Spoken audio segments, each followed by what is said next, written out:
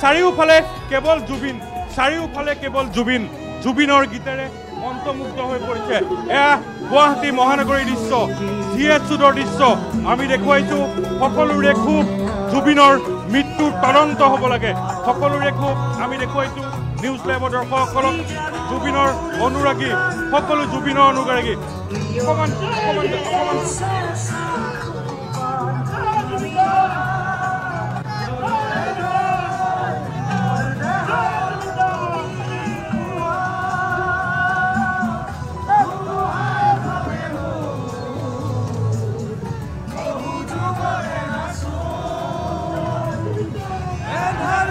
সঁচামোৰ বহু যুগৰে নাচোন নিজানৰ গান মোৰ হে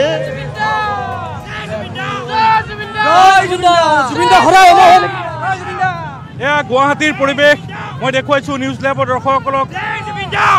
জয় জুবিন দা। গুৱাহাটীৰ পৰিৱেশ এনেদৰে ৰাজ্যৰ সকলো প্ৰান্তৰ লোক ওলাই আহিছে। আমি দেখুৱাইছোঁ নিউজ লাইভৰ দৰ্শকসকলক পোনপটীয়াভাৱে। এয়া GS ৰোডৰ দৃশ্য, এটা সুন্দৰ পৰিৱেশ, এক সুন্দৰ ৰদৰে নৈ মোৰ দেহত প্ৰতি পুৱা ধুমুহাৰ গতে বহু যুগৰে নাচো এন্ধাৰো সঁচামোৰ বহু দিনৰে আপোন নিজানৰ গান মোৰ শেষ হ'ব ভাবো তোমাৰ বুকু। এনেদৰে গুৱাহাটী মহানগৰীৰ এক সুন্দৰ ৰেলী আমি দেখিবলৈ পাইছোঁ। সকলোৰে জুবিনৰ গীত পৰিৱেশন কৰিছে আৰু চাৰিওফালে হাজাৰ হাজাৰ লোক।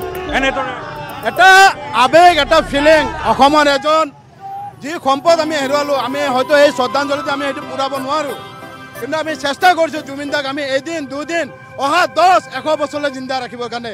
জয় জুবিন।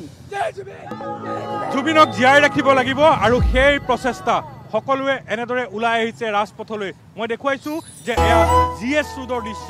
অকল GS ৰোড নহয়, অকল গুৱাহাটী নহয়, সমগ্ৰ অসমৰ ৰাইজ এনেদৰে ওলাই আহিছে। জুবিনক ভাল পোৱা জুবিন প্ৰেমী সকলো ৰাইজ ওলাই আহিছে। এয়া আমি দেখুৱাইছোঁ গুৱাহাটী ৰাজপথৰ দৃশ্য। আজি শেষ নিশালৈ অসম পাবহি জুবিন গাৰ্গৰ নশ্বৰ দেহ। বৰঝাৰ বিমানবন্দৰৰ পৰা আৰম্ভ হ'ব জুবিন গাৰ্গৰ অন্তিম যাত্ৰা। সাজু কৰা হৈছে এই পুষ্পসজ্জিত বাহনখন। পোনপ্ৰথমে কাহিলীপাৰাৰ বাসগৃহলৈ নিয়া হ'ব জুবিন গাৰ্গৰ নশ্বৰ দেহ, যাৰ বাবে এই বাহনখন ইতিমধ্যে সাজু কৰি তোলা হৈছে। এখন পুষ্পসজ্জিত বাহন আৰু এই বাহনখনতে আপোনাৰ মোৰ প্ৰিয় শিল্পীগৰাকী, মৰমৰ শিল্পীগৰাকীৰ অন্তিম যিটো যাত্ৰা আৰম্ভ হ'ব। কাৰণ আজি নিশা 12 বজাত যিহেতু নতুন দিল্লী পোৱাৰ সম্ভাৱনা আছে, তাৰ পাছতেই হয়তো পুৱতি নিশা বা নিশাৰ শেষ ভাগলৈকে জুবিন গাৰ্গ আহি অসমত উপস্থিত হ'ব। তাৰ পাছতেই বৰঝাৰ বিমানবন্দৰৰ পৰা আৰম্ভ হ'ব জুবিন গাৰ্গৰ অন্তিমটো যাত্ৰা, আৰু যাৰ বাবে এই বিশেষ বাহনখন সজাই পৰাই তোলা হৈছে। এখন পুষ্পসজ্জিত বাহন আৰু এই বাহনখনতেই জুবিন গাৰ্গৰ অন্তিম যাত্ৰা।